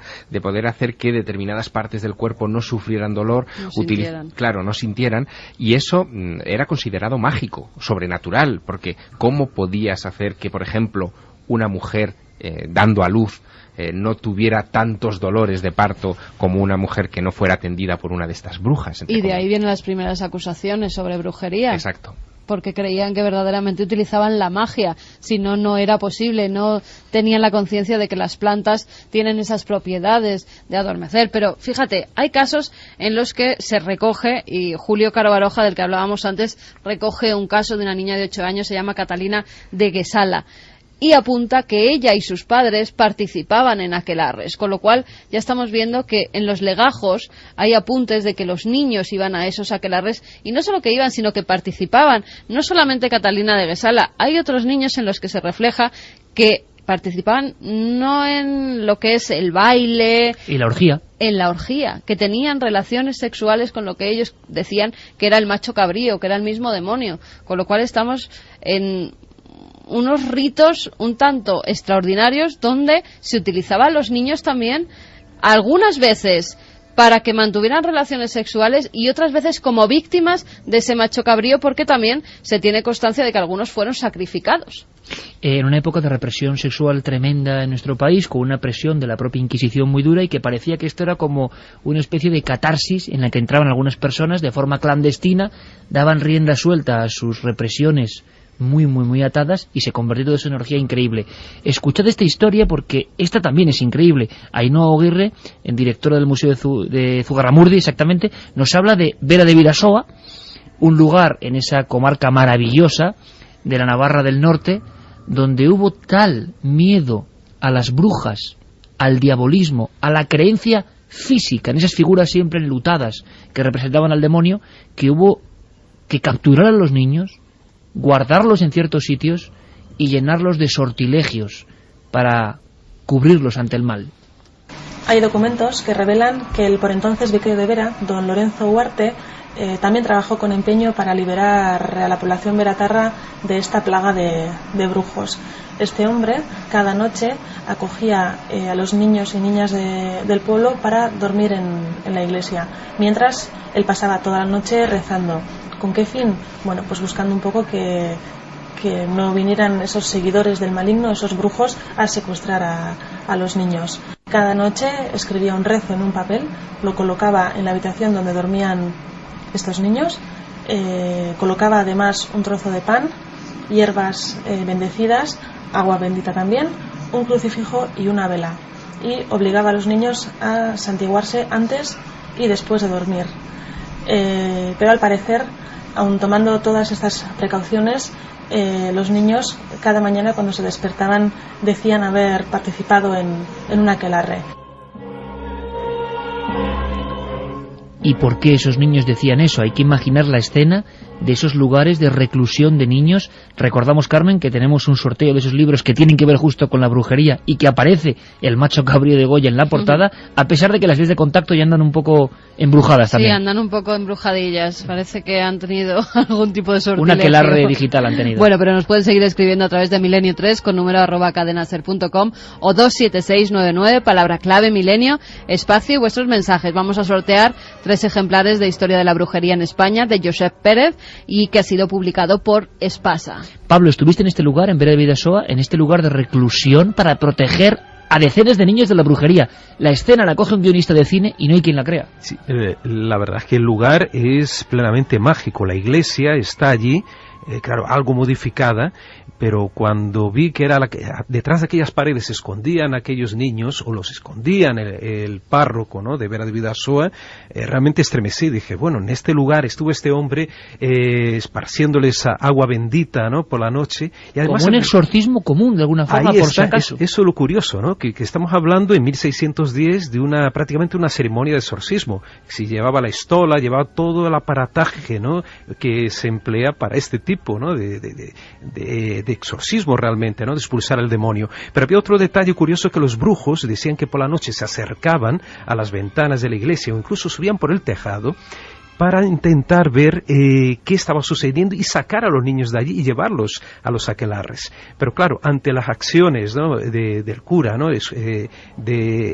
expulsar, ¿no?, todas esas criaturas malévolas, ellos no podían entrar, no conseguían entrar estos brujos y los niños se quedaban allí. Pero lo curioso que contaba Ainhoa es que justamente, aún estando allí, los niños decían que habían estado en aquelarre como si hubieran sido teletransportados, ¿no? Una imagen del shock emocional que se vivía a nivel global en España de aquel tiempo, y yo no sé si tenéis datos, compañeros, si hay una similitud con lo que ocurrió en otros países de Europa en aquel momento, porque los datos que tenemos, los que no sabemos del asunto, es que en Alemania, en el Reino Unido, en el norte de Europa, las quemas incluso de niños, nos hemos llevado la mala fama los españoles como siempre, pero fueron multiplicadas por 10 con una represión muchísimo más brutal, y ahí sí que hubo muchos procesos incluso más crueles que los que hay en España contra niños brujos. Incluso en Portugal hubo muchos más casos, en Portugal y en las colonias portuguesas. En Brasil, por ejemplo, la Inquisición actuó de una manera terrible, ¿no? Tenemos casos, por ejemplo, investigados en Bahía, realmente de quema de personas, que quemaron personas en Salvador de Bahía. Eso es inconcebible. O incluso en Goa, en la India,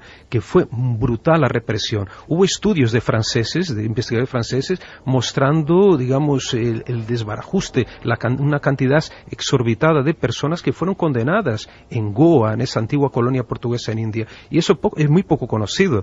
Claro, la leyenda negra se cebó sobre España, pero en Francia, como has dicho, o incluso en Alemania, los números eran muy superiores a lo que es de aquí. Y además, el famoso Magium Maleficarum, ¿no?, el famoso libro no fue escrito aquí en España, sino fue escrito, si no me equivoco, en Inglaterra. O sea, fueron los mismos ingleses que provocaron una de las mayores atrocidades de la historia, usando un libro para acusar a las brujas o para detectar dónde estaban estas brujas. Sí, porque por ese libro todos hubieran sido brujos, vamos, Claro. Era sensacional. Además, fíjate lo que decía antes Pablo sobre sobre el miedo que tenían las madres, los familiares a que las brujas, los brujos se llevaran a los niños por las chimeneas. Bueno, pues en gran parte del norte de España todavía sigue habiendo en las chimeneas de muchas casas las atrapabrujas. Era una especie de cono que se ponía encima de las chimeneas para que así los brujos y brujas no pudieran entrar y llevarse a los niños. Pero hubo más procesos en España a brujas que creían que se llevaban a los niños. Hay uno que es en 1591 en Casar de Talamanca. Se enjuicia a Catalina Mateo, a Juana Izquierdo y a Olaya Sobrino. Estas tres mujeres, la gente las empieza a acusar de que por las noches entran en las casas, arrebatan a los niños y hacen con ellos pues verdaderos rituales, incluso ungüentos. Llegan a decir que los utilizan para hacer sacamantecas de la época. Exactamente.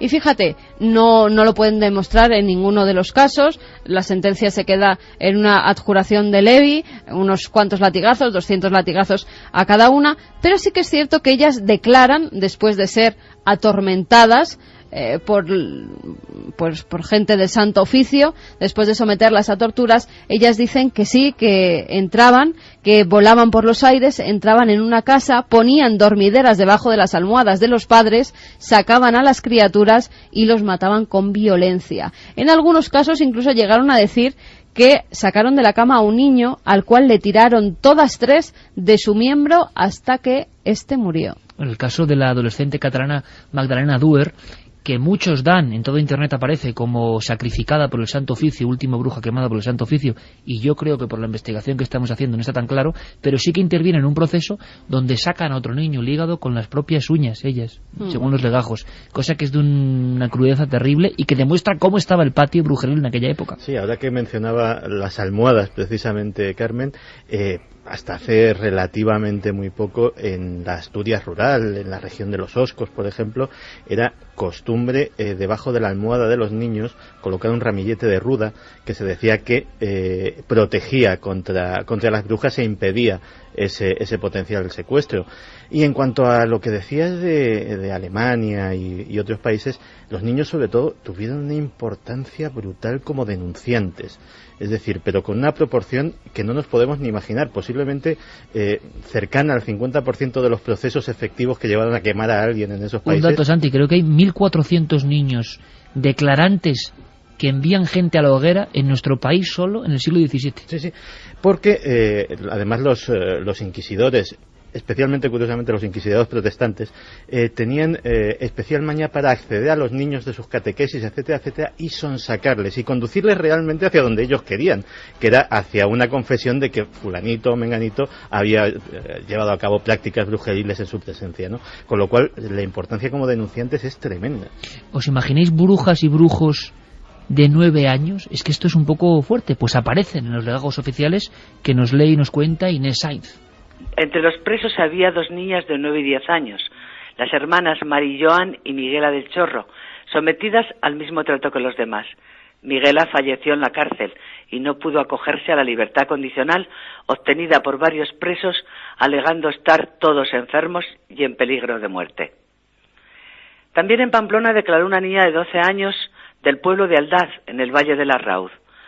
Su madre le había adoctrinado en materia de brujería y conocía muy bien a los brujos de Inza porque, según decía, tienen una señal como de sapo en el ojo, y dijo que su madre le aplicaba hierbas de adormidera recogidas en el monte de Aralar.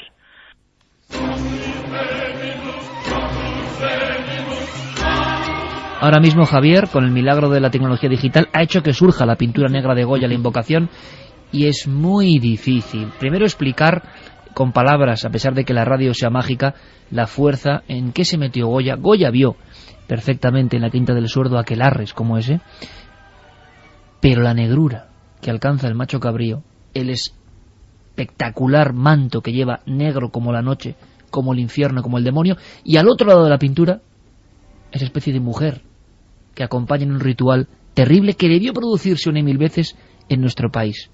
Niñas de 9 y 10 años presos, Pablo.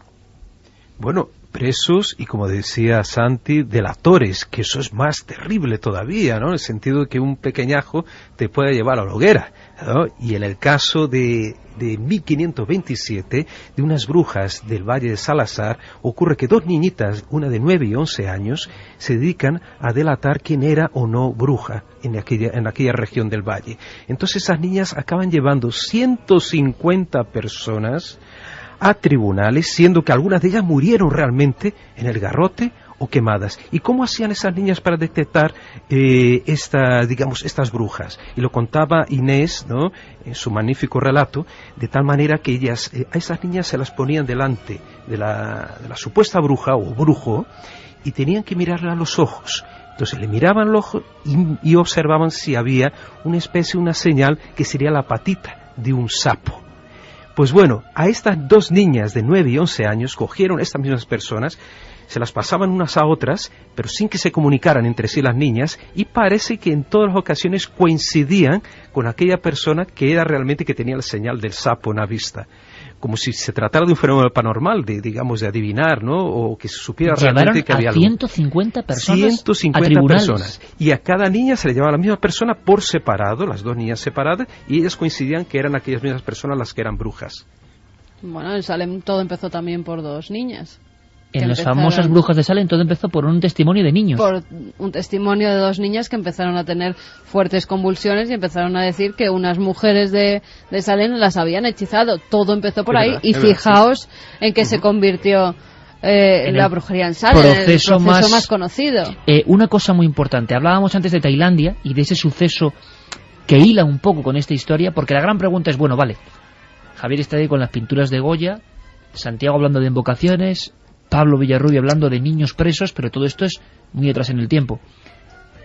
La brujería ha cambiado de disfraz, ya no tiene el mantón negro, quizás en algunos grupos más arcaicos, pero donde nos llegan noticias escalofriantes es, por ejemplo, estos ritos donde se utilizan fetos como ya dibujaba Goya y que pensábamos que podía ser leyenda urbana, y habrá mucho leyenda urbana, pero es verdad que en Tailandia han aparecido 2000 fetos, contamos la historia, en un templo. Carmen. No sé si esto es brujería moderna o qué es, pero esto ha pasado esta semana. Sí, ha pasado esta semana y por eso no hay todavía mucha información confirmada, porque la están dando con cuentagotas. En un templo en Tailandia, los vecinos empezaron a quejar por el terrible hedor que salía de algunas de las partes de ese templo. Empezaron a investigar y en un principio encuentran 173 fetos de niños metidos en bolsas. Empiezan a investigar el lugar, a hacer un reconocimiento más específico en diversas zonas del templo y llegan hasta 2000. Las fotografías son impactantes, en bolsas blancas como con unas letras azules, provenientes estos fetos de diversas clínicas tailandesas. Al parecer son fetos que provienen de abortos ilegales que se han llevado a cabo sobre todo en 3 clínicas ilegales de Tailandia. ¿Y qué hacían ahí concentrados y en un templo? Eso es lo que todavía no se sabe. Bueno, aparentemente, Iker, querían dejarlos para secar, como si quedaran secos, para después incinerarlos. Eran algunas noticias que se daban. Pero como tú decías... Pues la incineración se hace en el momento. Y en entonces no acumulan 2000 fetos. Debe tener algún sentido realmente mágico, además dejarlo por detrás de un templo, ¿no? Algún sentido mágico debe haber oculto, ya que ellos pensaban dejarlo ahí secar y después incinerar. Pero como dice Carmen, ¿con qué sentido, no? Digamos, no tiene un sentido práctico, y sino un sentido mágico en este caso. Bueno. Pero fíjate, todo esto no es nuevo, Iker. Yo me he quedado muy impactada al ver cómo en España se hacía muñecos vudú en el siglo XVII. En 1665, un auto celebrado en Córdoba los días 29 y 30 de junio de ese año. La víctima o la procesada es María Jiménez de Jesús. Ella dice que es bruja desde los 3 años, también es una persona ciega. ¿Y sabes lo que hacía para hechizar a las personas que le habían hecho algún tipo de mal a lo largo de su vida? Porque ella se la empezó a llamar la Beata Ciega, porque entró en diversos monasterios, al final la echaron de todos ellos, al parecer tenía relaciones sexuales pues con gente que tenía que ver con el convento y por eso era expulsada sistemáticamente, y ella lo que hacía para hechizar a las personas que habían ido en su contra era hacer muñecos de cera y clavarles alfileres. ¿Esto en qué año? En el año 1642 es cuando sale su juicio. Vudú en la España del siglo XVII, no es mal asunto, no es mal programa, ni mucho menos. En fin, congreso de brujología prácticamente 40 años después del primero de San Sebastián, que provocó no pocas polémicas, y seguro que saldrá material interesantísimo a nivel antropológico. Los lugares todavía siguen ahí, la iglesia de Bera Bidasoa, las cuevas donde supuestamente había estos aquelarres. Pablo, gracias por la crónica, gracias por el aprendizaje, y desde luego el mundo de la brujería, aunque nos suene muy antiguo, todavía por desgracia sus tentáculos siguen en pleno siglo XXI. Sin duda, y veremos esto también en cuarto milenio, ¿no? Y con imágenes realmente escalofriantes y tremendas de estos lugares que están ahí, como has dicho, vivos, ¿no? Todavía, las piedras están ahí para hablarnos. Pablo, gracias como siempre, compañero. Gracias a ti también, Iker. ¿Cómo os quedáis tú mismo, Pablo? Javier, por ejemplo, que sois ufólogos de pro también. ¿Qué pasó con las teletransportaciones? Eran casos, ¿verdad? Había como unos elementos básicos, Javier. ¿Carretera? Sí, siempre carretera, niebla o por lo menos algún elemento barrera, una sensación de frío, por ejemplo, de repente, o una luz en medio de la calzada, y luego desorientación y darse cuenta de que estabas fuera de tu ruta, alejado 20 kilómetros o 200 o 2000 kilómetros incluso fuera de la ruta, y a veces con tiempo perdido, sin saber dónde habían transcurrido una serie de horas, y en algunos casos incluso se hablaba de días. Viajes interrumpidos. Hacía tiempo que no teníamos información de este tipo. Ahora, en 5 minutos, después de las noticias, un equipo de socorristas y un equipo de nadadores olímpicos de Uruguay nos van a contar una historia increíble, absolutamente increíble, que va a dar pie para que resucitemos este fenómeno, sea lo que sea. Tiempo perdido, teletransportación. Y si alguien quiere saber algo más de las brujas, por favor que anoten. Hasta el 3 de diciembre en el Palacio de Congresos de Tarragona hay una interesantísima exposición por bruja y envenenadora, la caza de brujas en Cataluña. Interesantísimo. Y te daré últimos datos sobre los fetos tailandeses.